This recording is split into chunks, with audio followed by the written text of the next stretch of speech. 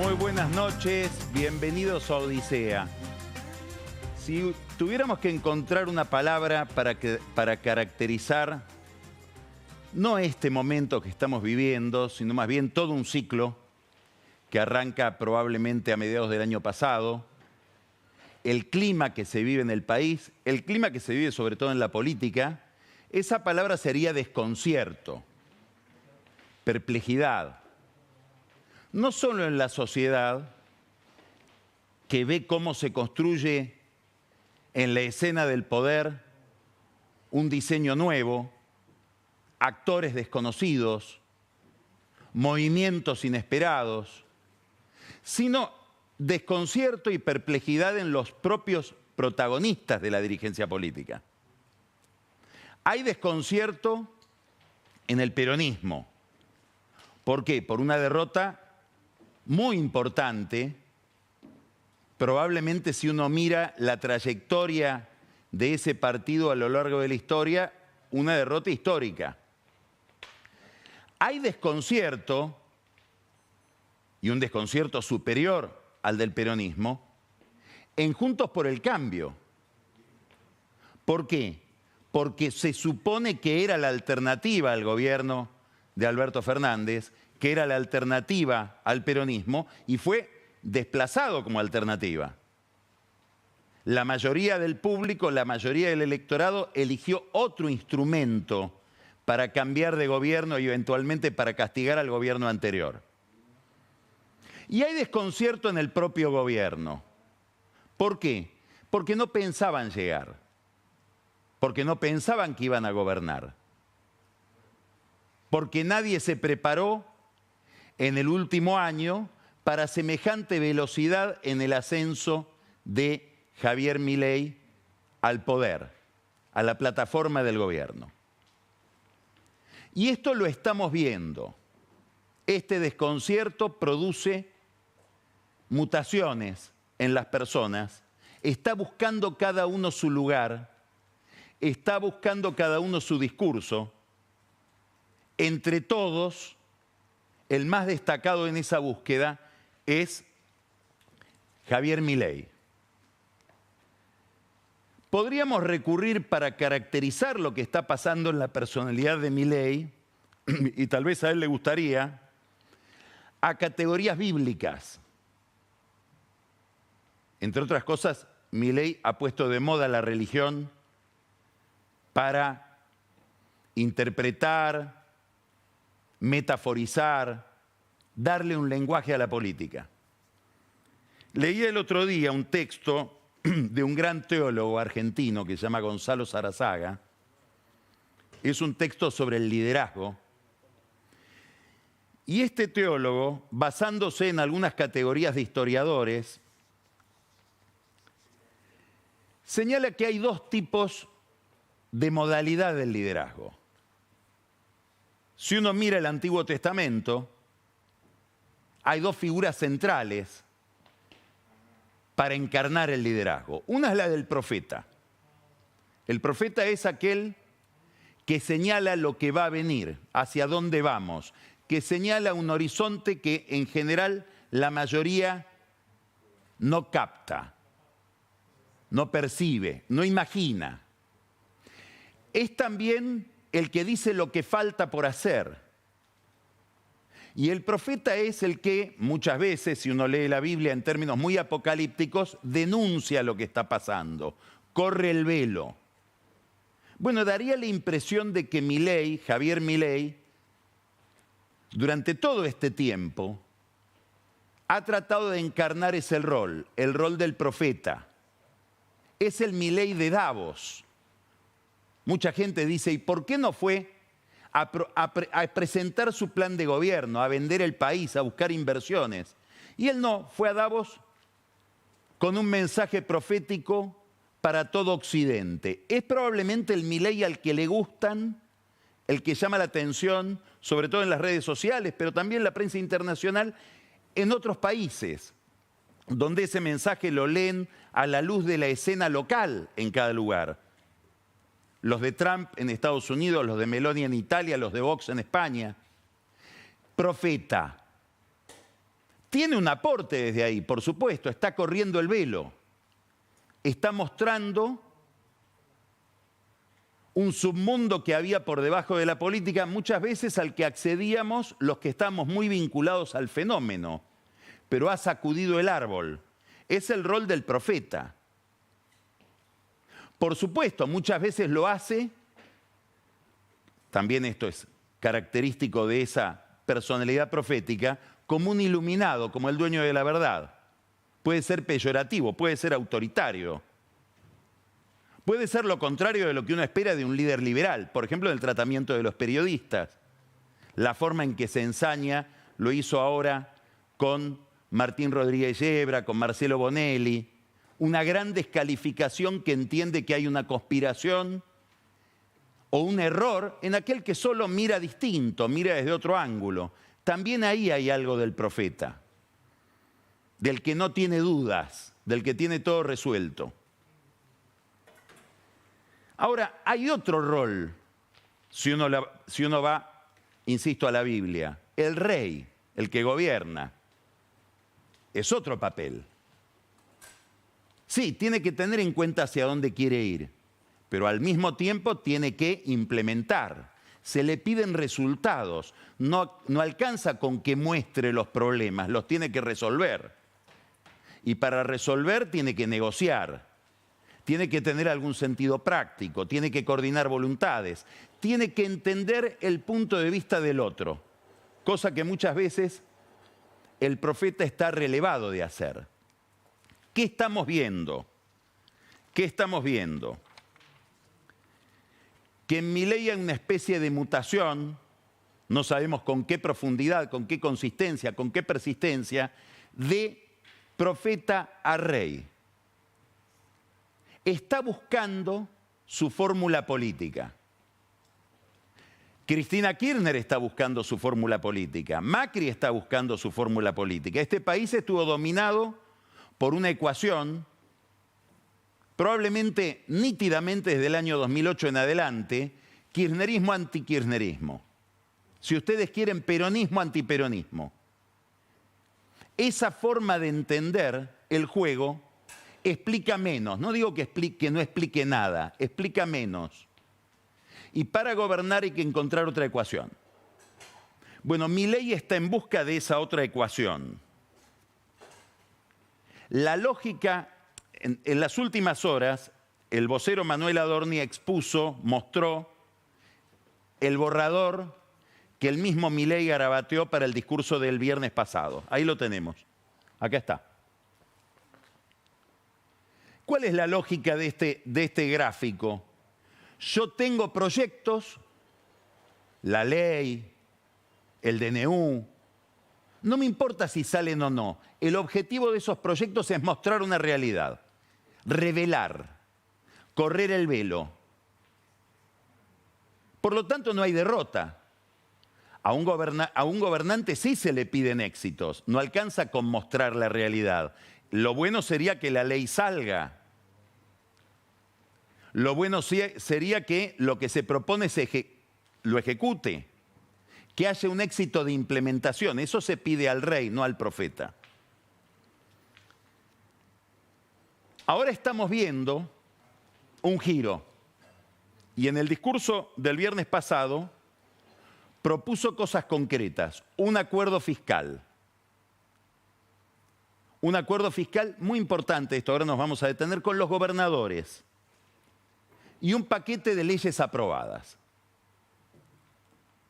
Hay una especie de ilusión que se podría formular de esta manera. Cambio las leyes que me aprueban por un paquete de medidas y de objetivos que también formulo yo, con lo cual no está el otro en ese acuerdo. Es siempre mi ley. Es muy probable que esto no se pueda realizar así y que tenga que negociar. Ahora nos vamos a meter en este tema. ¿Qué pasó en el medio para que empiece a pasar de profeta a rey? Algo pasó. Sí, fracasó la ley. Retóricamente el gobierno podrá decir que no es nada. Es un fracaso. Es el fracaso de un objetivo y es el fracaso de un método, como vamos a ver ahora. ¿Qué más pasó? Se abrió una crisis federal de muy mala manera, un enfrentamiento entre dos novatos, entre dos inexpertos. Un presidente que recién llega al poder, no a la presidencia, al poder, a la actividad política, Milei, y un gobernador, Ignacio Torres de Chubut, que acaba de ganar como gobernador, pero que además hizo una carrera meteórica como legislador. Todo muy rápido. Se enfrentaron y era obvio que había una gran falta de profesionalismo y que si ese clima hubiera perdurado, el gobierno estaría en una crisis mayor todavía. Y es probable que alguien se lo haya señalado. ¿El Fondo Monetario Internacional? ¿Los Estados Unidos? ¿Es verdad que hubo un mensaje aconsejando algún grado de acuerdo? Hace poquito, hace una hora, Manuel Adorni dio una entrevista y a muchos les llamó la atención el nivel de moderación. Era otro vocero, era otro gobierno el que hablaba por la boca de Adorni. Mucho más comprensivo de la oposición, mucho más comprensivo de la gente que lo está pasando mal, mucho más moderado, mucho más pacificador. En el corazón de este problema reaparece en la Argentina la cuestión federal. Uno podría mirar los últimos años de la vida argentina, podría mirar la democracia argentina desde el 83 para acá como enfrentamiento de partidos, como enfrentamiento de corrientes políticas. Radicalismo contra peronismo, el frepaso contra el radicalismo y el peronismo. Esa es una forma de mirar. Lo que hablábamos recién, kirchnerismo, antikirchnerismo, la aparición del PRO con Macri. Hay otra forma de mirar. Nación-provincias. Uno podría mirar la historia de la democracia como un avance o un retroceso del poder de la nación frente a las provincias. Si uno recuerda, el gobierno de De la Rúa, y mucho más el gobierno de Duhalde, son gobiernos que tienen que implementar todo lo que se les ocurre en acuerdo con una especie de colegio de cardenales, de colegio de gobernadores, que son justamente los líderes provinciales. Néstor Kirchner nació dentro de esa lógica, la superó y llevó adelante probablemente una de las experiencias centralizadoras más grandes que tuvo la historia argentina, sobre todo en la centralización de los recursos, con una gran ayuda de las retenciones agropecuarias que no se coparticipan. Ese juego, que Macri está borroso y tal vez a esto se deba una de las razones por las cuales Macri no pudo reelegirse y no pudo estabilizar una ecuación de poder, es que nunca le encontró un lugar al juego con los gobernadores, que en el caso de él sería también encontrarle un lugar al peronismo en su ecuación. Bueno, hoy estamos en esa situación. Lo que está en discusión es quién avanza. ¿Avanza Milei sobre las provincias o los gobernadores sobre Milei? Esto es lo que está en el fondo de la discusión.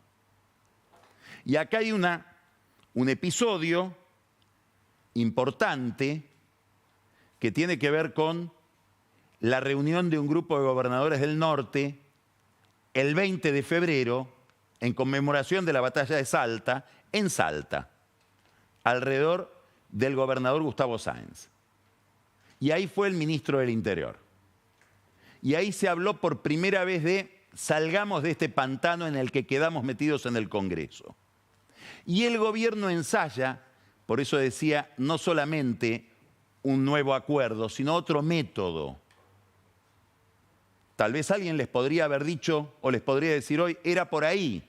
No era ir al Congreso, era ir a las provincias, acordar con los gobernadores y ese acuerdo proyectarlo, lo cual es muy fácil, sobre el Congreso. Y no ir a un acuerdo parlamentario en primera instancia. Es decir, están cambiando de puerta de entrada a un sistema que están conociendo, a un aparato, un mecano que todavía no manejan y que no maneja nadie, porque el desconcierto no es solo de Milei, es de todos. ¿Por qué? Porque la Argentina decidió caminar hacia lo desconocido en las últimas elecciones. Entonces tenemos ahora un cambio de escenario, un cambio de actores y otro ensayo. El de un acuerdo entre las naciones y las provincias que pasa centralmente por lo fiscal. Estamos viendo un Milei distinto entonces, al que le interesa implementar y tener algún éxito concreto, y un Milei que además ya está pensando en las elecciones del año que viene y que le encargó a una figura que se va a ir transformando en cada vez más gravitante dentro de la mesa del poder, que se llama Eduardo Menem. No es el senador Eduardo Menem, es el sobrino del senador Eduardo Menem, Lule Menem, al que Milei y sobre todo la hermana de Milei, Karina Milei, le han encargado empezar a pensar en la creación de una estructura partidaria de nivel nacional para ir con esa estructura a las elecciones del año que viene. Y ahí se abre toda una agenda de problemas en la que no nos vamos a detener, pero que es crucial, que es cuál es el lugar del PRO en esa aventura. ¿Va a ser un aliado? ¿Se va a subsumir dentro de una nueva derecha? ¿Va a ser una tercera fuerza destinada probablemente en la cabeza de Milei a salir tercero? Y acá está el rol de Macri, que todavía está sin definirse. ¿Qué es lo interesante de todo esto? Que también Cristina Kirchner está buscando una fórmula política. Ella está, no hay que olvidarse nunca, de que antes de ser senadora relevante durante el gobierno de su esposo Néstor, antes de ser presidenta, fue una senadora muy importante que expresaba en la capital federal los intereses de una provincia. Si uno va a las actas de la constituyente del año 94, el rol de Cristina Kirchner en esa constituyente era un rol que se desplegaba sobre todo en los temas de la Comisión de Asuntos Federales. Es decir, si alguien conoce el juego nación-provincias, se llama Cristina Kirchner. Y está viendo una hipótesis, o está pensando una hipótesis. Este gobierno está llevando adelante un ajuste fiscal imprescindible, eso lo digo yo, no lo dice ella, sobre la base de avanzar sobre las finanzas provinciales. Y ella está razonando en estos términos: si dejamos que ese avance se produzca, la gente en las provincias va a empezar a tener un gran malestar, ese malestar se va a expresar y no se va a expresar contra Milei, se va a expresar contra los gobernadores. Y el destino del peronismo va a estar más complicado de lo que está en este momento. Estas son preocupaciones que ella tiene, pero además son preocupaciones que le transmite sobre todo el gobernador de la provincia que ella más aprecia y de la que más depende, Buenos Aires. Es obvio que Kicillof, a quien también Milei le recortó recursos, y Kicillof, que gobierna una provincia donde está radicada la zona más complicada del país, que es el conurbano bonaerense. Después vamos a hablar con Daniel Vilota y con Pancho Olivera sobre la situación social en el conurbano. Van a desplegar muchos datos y muchas ideas e información sobre eso. Bueno, Kicillof está preocupado, obviamente. ¿Por qué? Y porque tiene que pagar sueldo de maestros, tiene que pagar sueldos de policías y tiene que pagar sueldos de médicos. Y en esos tres frentes puede haber convulsión, aunque él sea amigo de Baradel. Entonces, Cristina Kirchner, que también tiene que reubicarse en la escena y tiene que tratar de ser útil al peronismo antes de que el peronismo la acuse de haberlo llevado a la derrota, está pensando en otra fórmula política, que es, a partir de la fuerza parlamentaria del partido, a partir de la inquietud que puede haber en sectores del radicalismo en relación con los recortes en las universidades. El rector de la Universidad de San Martín el otro día decía que se le están yendo los docentes porque no le puede pagar los sueldos. Pensar en un blindaje fiscal para las provincias. Obtener la mayoría necesaria, que es una mayoría muy difícil de alcanzar. ¿Para qué? Para coparticipar el impuesto país, que hoy es el impuesto estrella, porque desde que se devaluó la recaudación del impuesto país se disparó. Un impuesto que, como todos los impuestos en la Argentina, como las retenciones al campo, iba a ser provisorio y da la impresión de que está para quedarse. Es decir, un nuevo impuestos sobre el comercio, sobre el comercio internacional, sobre el comercio exterior, ahora sobre las importaciones, coparticiparlo, volver a asignarle 30% de las retenciones de la soja a las provincias, como hizo ella misma, Cristina, en el 2008, cuando se le insubordinaban las provincias en el conflicto con el campo, y restituir el Fondo de Incentivo Docente ahora con una ley especial. De paso, voltear el DNU 70. Este es un programa. ¿Qué estamos viendo? Muchas cosas, pero todo lo que estamos viendo lo podríamos pensar, interpretar como una carrera entre Milei y Cristina a ver quién es el que primero logra consolidar una fórmula política que le permita avanzar en sus objetivos. Y el campo de batalla son las provincias. Y el campo de batalla son los gobernadores. Obviamente que si Cristina Kirchner pudiera lograr ese objetivo, que insisto, es dificilísimo de alcanzar porque necesita 2/3 del Congreso. ¿Por qué? Porque tiene que resistir el veto de Milei. Si pudiera lograr eso, el programa económico de este gobierno estallaría en 1000 pedazos. Es decir, si el mercado empezara a ver que ese proyecto es viable, estaría empezando a pensar que los objetivos de Milei, sobre todo de Luis Caputo, el ministro de Economía, son inalcanzables, porque es imposible llegar a los niveles de austeridad fiscal que ellos se proponen si hay que coparticipar todos los impuestos. Esto es lo que se está discutiendo. Esto es lo que han pensado discutirse. Con una Cristina, hoy vamos a tener una conversación, yo sé que muy interesante, con un dirigente del peronismo crucial en la vida del peronismo de este tiempo, de muy bajo perfil, probablemente la mayoría de ustedes nunca lo vio en televisión, que es Juan Manuel Olmos, y a él le voy a preguntar sobre esto que voy a afirmar ahora, que pareciera haber otro discurso en Cristina, que quedó cifrado en el documento de 33 páginas que emitió, que muy probablemente por un reflejo rutinario de los que adhieren a Cristina y sobre todo de los que se oponen a Cristina, no fue leído correctamente, porque hay muchas novedades en ese documento. Habrá que ver si después las puede implementar, porque ella también tiene mucho de profeta, de profetiza, que después no realiza lo que promete. Pero miren este párrafo. El resultado electoral y las divisiones políticas posteriores conformaron un poder legislativo más fragmentado aún. La situación del país y la responsabilidad de quienes han sido elegidos para gobernar y legislar van a requerir la construcción de un sistema de acuerdo parlamentario. ¿Qué me está diciendo? ¿Que se terminó la grieta? De ese lado lo dicen ahora, porque me está hablando de un acuerdo parlamentario. ¿Habrá leído esto Milei? ¿Lo habrá leído Guillermo Franco? Porque aquí hay una oferta de algo. Y esto fue escrito antes del viernes y de los pactos de mayo. ¿Se están leyendo? ¿Cada orilla sabe lo que pasa en la otra orilla? Esta es una buena pregunta. Eso se lo voy a preguntar después a Juan Manuel Olmos. El campo de batalla son las provincias, que están en una situación muy peculiar.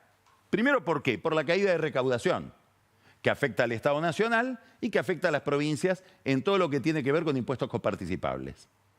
Hoy estamos, los economistas que siguen la cuestión fiscal dicen que hay en las provincias una caída de la recaudación del 8% real, es decir, 8% por encima de la inflación. ¿Por qué? Y porque básicamente caen las ventas y al caer las ventas cae el impuesto a los ingresos brutos, que es una de las claves de la vida fiscal de todos los distritos, además de la caída del IVA, que es coparticipable. A su vez, el gobierno le frena las transferencias discrecionales, que en muchos casos son más o menos el 7% de sus ingresos. Le cortan el fondo del subsidio al transporte, que es el que hizo que varias provincias fueran a la justicia y es el que, dicen, por esa ida a la justicia provocó el espíritu de venganza de Milei sobre Nacho Torres en Chubut. Perdieron ganancias y no dijeron nada cuando Massa, desesperado por ganar las elecciones, lo recortó. ¿Y por qué es importante ganancias? Porque se coparticipa distinto de todos los demás impuestos. Más o menos en todos los impuestos coparticipables las provincias se llevan el 50 y la nación el 50. De ganancias se llevan el 70, o sea que un recorte sobre ganancias es un cañonazo importante.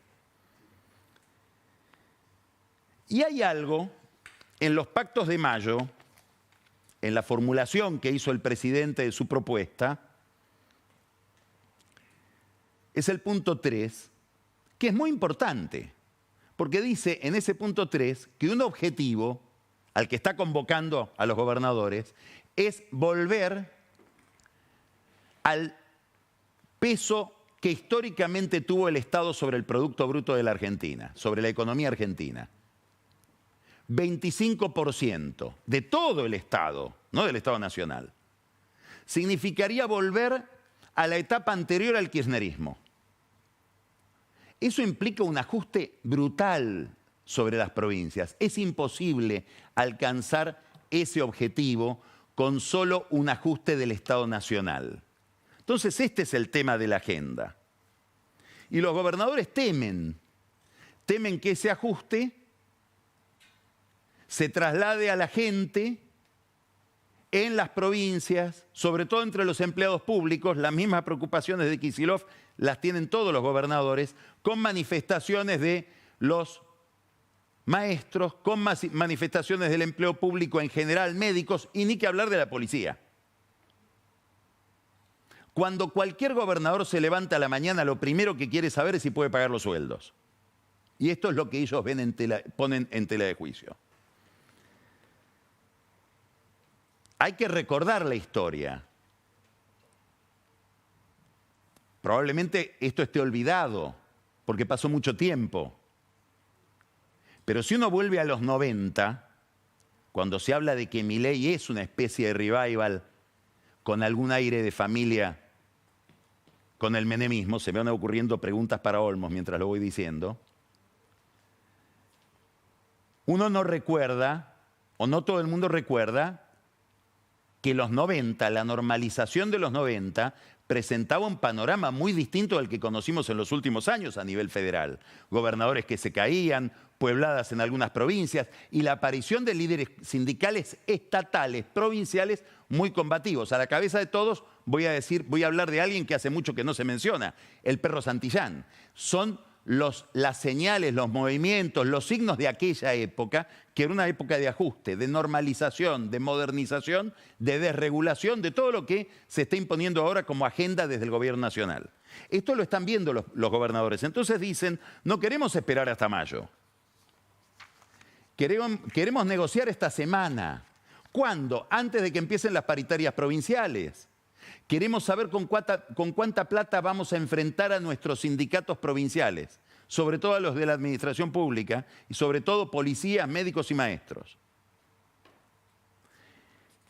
Este jueves está previsto, vamos a ver si se verifica, Sergio Silioto, el gobernador de La Pampa, espera a varios gobernadores y a Milei en La Pampa. Silioto es importante porque es el único gobernador que dijo abiertamente: yo ese pacto no lo firmo. Ellos se proponen plantearle a Milei estos problemas. Y desde el gobierno nacional les manda una señal muy a lo Néstor. El que se porta bien tiene premio. Osvaldo Jaldo, por ejemplo, el gobernador de Tucumán, no solo no le recortan, le dan adelantos de coparticipación. Y no le tocaron el acceso al fondo fiduciario que tiene que ver con las provincias. ¿Por qué? Porque antes que nadie prestó sus diputados y dividió el bloque de diputados del peronismo tucumano para aprobar la ley de Milei. Es una señal para que la miren los demás. Este es el Frente Federal. Se le puede agregar ahora el Frente Sindical. ¿Por qué? Y porque el gobierno quiere una pauta de ajuste salarial limitado, dicen en el Ministerio de Trabajo, a un 16% de aumento en abril y un 12% en marzo. Y dicen, si tienen algún problema, hablen con Toto Caputo, porque es él el que está fijando esa pauta. Bueno, esto ya empezó a tener consecuencias. ¿Por qué? Porque en la Secretaría de Trabajo del Ministerio de Capital Humano no están convalidando, no están homologando los acuerdos entre partes, las paritarias. Sobre todo una, la del transporte. Y Moyano ya el viernes pasado le dijo a los empresarios de su sector, si no me homologan la paritaria empiezan los problemas este miércoles. Vamos a ver, también él debe estar desconcertado con todo lo que pasa. Habrá que ver si cumple esa palabra. Obviamente los empresarios le dijeron, nosotros, si no está homologado el convenio, no vamos a pagar los sueldos que te prometimos que íbamos a pagar. ¿Por qué? Porque sin el convenio homologado no podemos trasladar ese aumento de salarios a precios, porque vamos a tener problemas con nuestros clientes. Entonces se abre también el frente sindical, que tiene que ver con una caída del salario real, que es la que determina desde siempre la imagen de los gobiernos. Entonces acá hay un horizonte que el gobierno de Milei debe estar mirando, que es el nivel de malestar en la opinión pública por un recorte del salario que el gobierno quiere que aumente menos que la inflación. Es interesante los sindicalistas que dicen, ¿cómo el único precio que controla este gobierno ultraliberal es el salario? ¿Qué tan liberales son? ¿No eran anarcolibertarios? E intervienen en las paritarias, que es un acuerdo entre partes, es mercado. Es una buena pregunta. Pero claro, desde el gobierno saben que una clave de una política antiinflacionaria es la política de ingresos. El tema es cómo se la acompaña. Este gobierno carece de una política dialogada de ingresos. Y ahora vamos a ver que esto se lo han señalado desde lugares inesperados. Mientras tanto, se prepara todo para un aumento de tarifas que el gobierno prevé hacer en 3 meses. Y es un aumento importante. Van a financiar, van a subsidiar solamente aquellas familias para las cuales la canasta completa de la energía supera el 10% de los ingresos. Y lo van a subsidiar solo en lo que supera ese 10%. Bueno, va a haber muchísimas familias, millones de familias que van a tener una boleta de gas y luz aumentada por el aumento del precio de la electricidad mayorista y también por el aumento de la distribución que se le concedió hace muy pocos días a Edenor y Edesur. Este panorama, que es un panorama de ajuste muy fuerte, pone en tela de juicio los rasgos principales del programa económico. Y acá aparece algo muy interesante, que es una voz, como les decía recién, inesperada.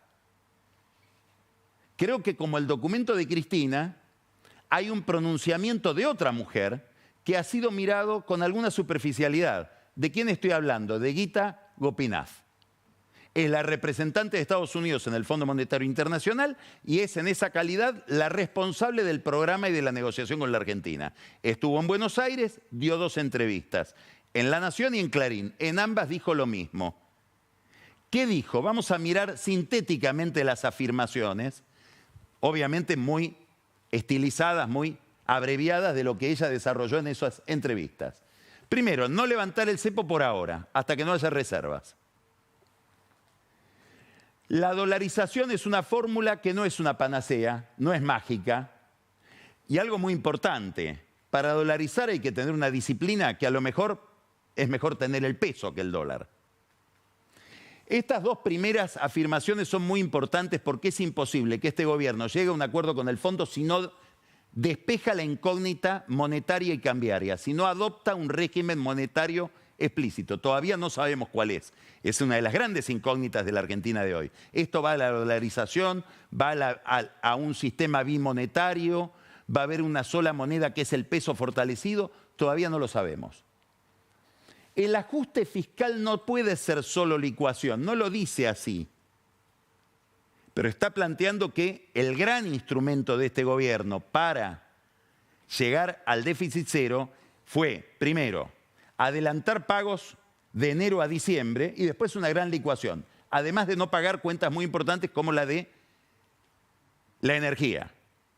En Camesa, que es la empresa que vende energía y que depende del Estado para los subsidios, están en una crisis porque el gobierno no pagó esa cuenta, que es una de las cuentas más importantes a pagar durante el mes. Quiere decir que este superávit fiscal del que se vanagloria el gobierno es un superávit fiscal que hay que mirarlo 3 veces. Gita Gopinath, volvemos, no puede ser solo licuación. Escuchen esto, hay que mantener el valor real de las jubilaciones y los planes sociales. El programa debe tener consenso social. Esto se lo están diciendo a Milei. Es decir, tiene que haber consenso social y dice algo más. Tiene que haber textual, más partidos apoyando. ¿Tendrá que ver con esto el acuerdo de mayo?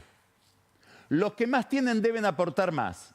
Esto quiere decir que hay que reponer lo que se recortó del impuesto a las ganancias. Será una imposición del fondo muy probablemente. Claro, el gobierno no quiere que se diga esto porque quiere tener la reposición de ganancias como una prenda de negociación con los gobernadores. No quiere que se diga, y si estoy obligado a hacerlo. Y algo muy interesante.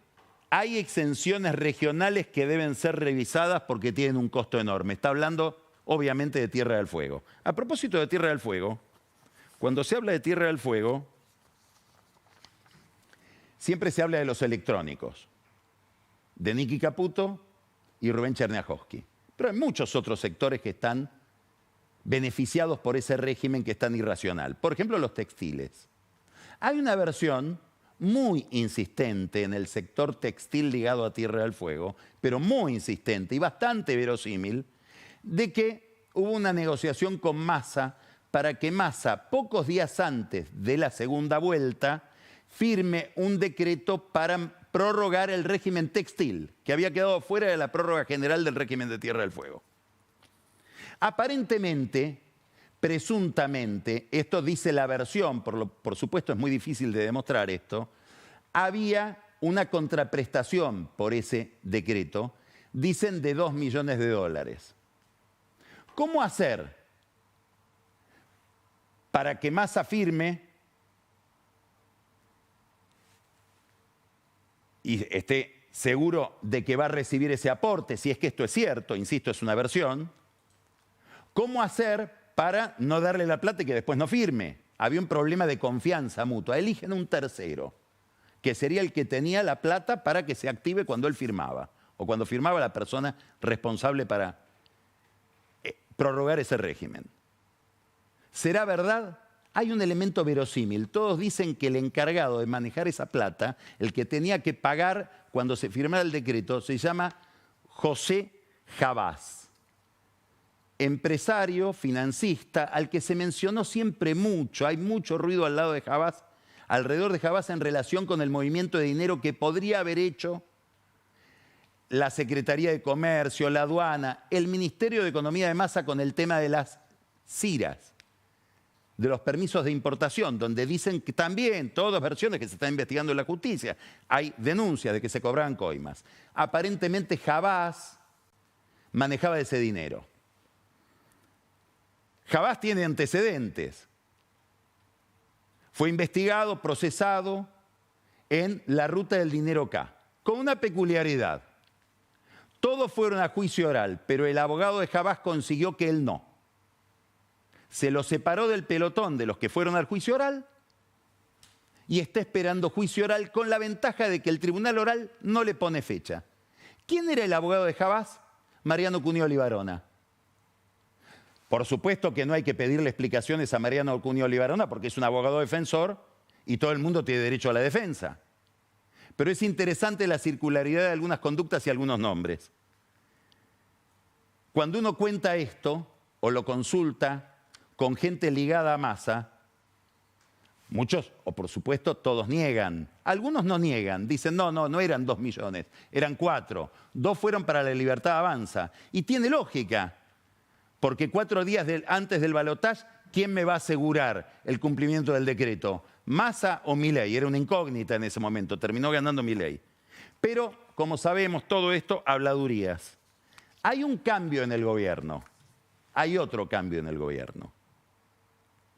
Hay una actitud distinta respecto al gobierno anterior. Se nota en el tema de los seguros, donde lo echaron a Giordano y Giordano dijo, bueno, estaba pasando todo esto en la ANSES. Y menciona a Héctor Martínez Sosa, el marido de la secretaria de Alberto Fernández. Secretaria de Alberto Fernández que muchos testimonios afirman, pedía en distintas dependencias del Estado, no solamente del Estado Nacional, que los seguros que esos entes debían contratar, los contrataran a través de su marido, que es un broker de seguros. Hay intendentes importantes de la provincia de Buenos Aires que cuando recibieron las figuras de otros operadores del mundo del seguro, dijeron, no, se lo tengo que entregar. Ellos decían Alberto, porque me llamó la secretaria. Se ve que la secretaria es una funcionaria que funciona. Finalmente apareció una, Cristina.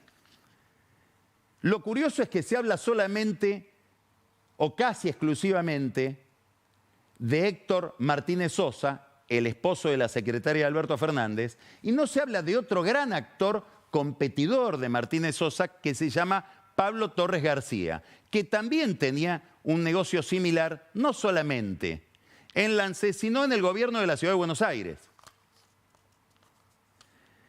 Cuando en el año 2015 Macri llega a la presidencia, recibe una visita, la visita de su primo, Jorge Macri, que estaba al frente de provincias del grupo Vapro y por lo tanto de Provincias Seguros.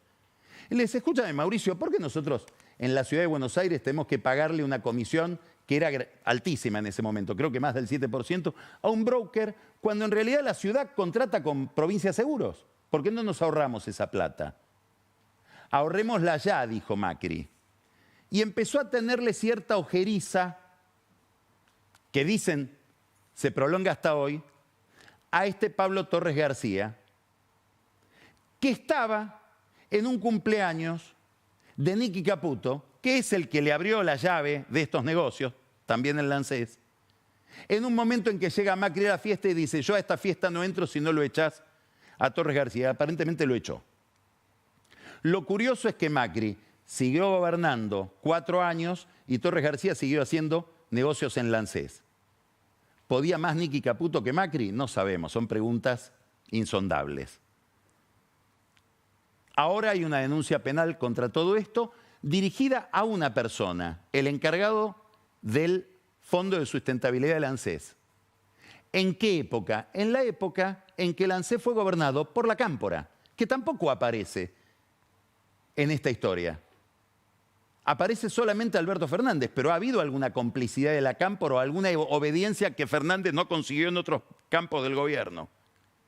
Y también de Massa, que le asignan, igual que a funcionarios de la Ciudad de Buenos Aires, como por ejemplo Bruno Screnzi, muy cercano a Diego Santilli, mucha relación con el broker que acabo de mencionar, Pablo Torres García. Digamos, en la Argentina hay que lograr algunos consensos, pero sobre todo romper algunos consensos, porque acá da la impresión de que en el negocio del seguro estuvieron todos. Otra conducta que cambia de este gobierno tiene que ver también con Massa. Se acaba de ir de AISA Marcelo Papandrea, que no es un hombre de Massa, pero que llegó ahí con el beneplácito de Massa. Y hoy llegaron 100 telegramas de despido para gente de Malena Galmarini en la empresa de aguas. Massa debe estar despreocupado de todo esto porque se está yendo a trabajar a un fondo buitre, Greylock. Es más, debe aplaudir Massa el ajuste fiscal porque los fondos buitres y los tenedores de títulos argentinos festejan que haya ajuste fiscal porque es más pagable la deuda. Una desgracia la del Frente de Todos. Uno de los candidatos termina en un fondo buitre. El otro termina siendo funcionario de Milei, Daniel Scioli. Otro dolor para Cristina. Fuimos a la Biblia, profeta o rey, Milei. Podemos ir a otro ejemplo que a él también le debe gustar. La caída de la Unión Soviética. Mikhail Gorbachev. 2 procesos. Transparencia, glasnost. Correr el velo, que todo se sepa. Después vino algo más. Organizar un nuevo sistema. A eso se le llamó perestroika. Milei está en la etapa de la glasnost. Veremos si llega la perestroika. Vamos a empezar Odisea en un diálogo con Juan Manuel Olmos, que institucionalmente es el auditor general de la Nación. Después vamos a hablar, como ya les dije, con Pancho Olivera y Daniel Vilota sobre la situación social en la provincia de Buenos Aires, desde todos los puntos de vista. Ani Parraguirre vuelve después de una larga estadía en Estados Unidos, y va a poner el discurso del viernes de Milei a la luz de la inteligencia artificial. Una gran decodificación de todo lo que Milei dijo y no dijo el viernes. Y quédese para el whisky, porque Carola Gil reabre Kenan Real Estate y nos va a hablar de algunas propiedades de famosos de la política flamantes en Punta del Este y otros balnearios del Uruguay. Y en la Biblioteca Kenan, que también se reabre, Editorial Kenan lanza el gran libro de Alberto Fernández, recién salido del horno. Aseguro lo llevaron preso. Empezamos Odisea.